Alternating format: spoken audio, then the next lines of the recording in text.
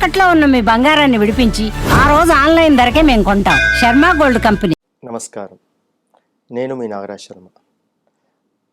I dream channel వారికి స్వాగతం. మన ముందున్నారు బ్రహ్మశ్రీ భార్గవ గురుస్వామి గారు, ప్రముఖ ఆధ్యాత్మికవేత్త. గురుగారు నమస్కారము. నమస్కారం. వందే మాతరం. ఈసారి వినాయక చవితి గురించి చాలామంది భక్తులకు చాలా సందేహాలు ఉన్నాయి. అసలు చవితి అంటే ఏ విధంగా చేసుకోవాలి మొదటి అలాగే ప్రతిసారి కూడా వినాయక చవితి చేసుకున్నప్పుడు ఉదయాన్నే మండపం చేసుకుంటారు. స్వామివారి విగ్రహాన్ని ప్రతిష్ఠించుకొని పూజలు చేసుకొని ఆ రోజు సాయంత్రము స్వామివారి కథ వింటారు. ఈసారి మనకు 6వ తారీఖు మధ్యాహ్నము చవితి వచ్చి 7వ తారీఖు మధ్యాహ్నము చవితి వెళ్ళిపోతుంది. మనకు 7వ తారీఖు వినాయక చవితి అని అన్ని పంచాంగాలలో ఉన్నాయి. కాబట్టి అసలు వ్రత కథ 6వ తారీఖు సాయంత్రం చెప్పుకోవాలా, లేకపోతే 7వ తారీఖు సాయంత్రం చెప్పుకోవాలా, కొంచెం తెలియజేస్తారని. చాలా ఉత్తమమైనటువంటి ప్రశ్న.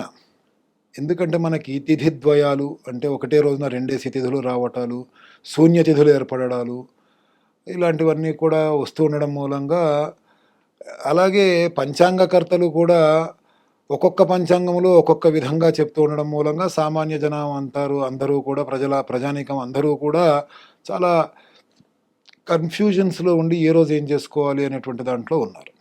ఇక్కడ చవితి చంద్రుని యొక్క దోషము అనేటువంటిది వినాయక చవితికి చాలా ముఖ్యమైనటువంటిది. చవితి చంద్రుణ్ణి చూసినటువంటి దోషం మూలంగా నీలాపనిందలు పొంది, ఆ నీలాపనిందల మూలంగా అవమానాలు పడి జీవితంలో ఎన్నో అపజయాలను ఎదుర్కొనేటువంటి మానసిక స్థితికి, అపజయాలు ఎదురయ్యేటువంటి మానసిక స్థితికి మనం రావటం జరుగుతుంది. ఎందుకనంటే నీలాపనిందలు అంటే ఏంటి? మనము చేయని తప్పుకి మనల్ని చీవాట్లు పెడుతూ ఉండడాలు, ప్రజలందరూ మన గురించి మాట్లాడుకుంటూ ఉండడాలు. అది మనకి వినాయక చవితి వ్రత కథలో తెలుస్తుంది. తాను చేయని తప్పుకి ఆ యొక్క శమంతకమణిని దొంగిలించాడనేటువంటి నేరారోపణ కృష్ణుని మీద చేస్తే, ఆయన మహానుభావుడు కాబట్టి, ఆయన సాక్షాత్తు నారాయణుడు కాబట్టి తన మీద ఉన్నటువంటి నీలాపనిందల్ని తాను పోగొట్టుకున్నాడు. యుద్ధం చేశాడు. ఆ యుద్ధములో జాంబవంతునికి ముక్తి కలిగించాడు, జాంబవతిని వివాహం ఆడాడు. ఆ తర్వాత మళ్ళీ శమంతకమణితో పాటు సత్యభామని అందరినీ కూడా పొందాడు. ఆయన మహానుభావుడు. మనం అందరం మహానుభావులం కావాలనేది ఏముంది? అందుకని అదే కథలో అందరూ కూడా అడుగుతూ ఉంటే, మరి ఈ యొక్క నీలాపనిందల నుంచి మనం మిగతా జనాలందరూ ఏ విధంగా బయటపడాలి? మహానుభావ, నువ్వు గొప్పవాడివి కాబట్టి ఈ యొక్క చవితి చంద్రుని చూసినటువంటి శాపం ఏదైతే ఉందో, ఆ శాపవశాత్తు ఇబ్బందులు ఎదురైతే నువ్వు తప్పించుకోగలిగావు, కానీ మేమందరం ఏం చేయాలి అని అంటే, ఆ శ్రీకృష్ణ పరమాత్ముడు ఇచ్చినటువంటి అనుగ్రహం ఏంటంటే, ఎవరైతే పొరపాటున ఈ యొక్క చవితి రోజున, వినాయక చవితి రోజున, భాద్రపద శుద్ధ చవితి రోజున చంద్రుణ్ణి చూస్తారో, ఇదే కదా కథ. అదే కదా మనం ఎన్నో సార్లు చెప్పుకున్నాం. ఎవరైతే చూడాలనుకుంటారో అని అంటాడా, ఎవరైతే చూస్తారో అని అంటాడా కృష్ణుడు? పొరపాటున ఎవరైతే చూస్తారో కదా. అంటే ఇక్కడ చవితి ఆ రోజు మధ్యాహ్నం వస్తుంది, రాత్రి చవితి ఉంటుంది. చంద్రుడు మనకి రాత్రిపూట కనిపిస్తాడు.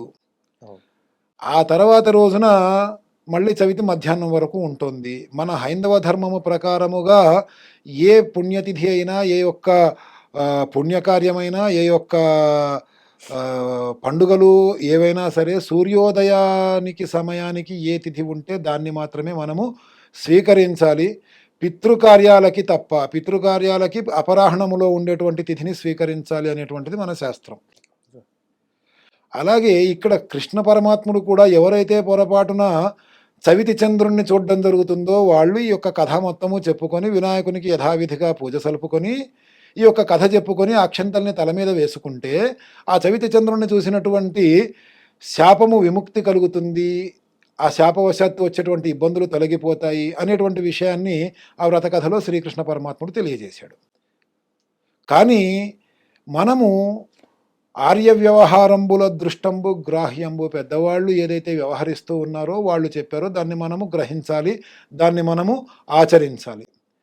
ఎప్పుడూ కూడా ఏ తెల్లవారుజామునో వచ్చేసి మళ్ళా తెల్లవారుజాముకి చవితి వెళ్ళిపోతుంది కాబట్టి చవితి తిథి సూర్యోదయానికి సమయానికి ఉంది కాబట్టి మనం ఆ రోజు వ్రతం చేసుకుంటాం, ఆ రోజు వినాయకుడి పూజ చేసుకుంటాం, ఆ రోజు రాత్రికి చంద్రుని చూసినా కూడా తప్పు లేదనుకుంటే ఈ కథ యొక్క అక్షింతల్ని తల మీద వేసుకుంటాం.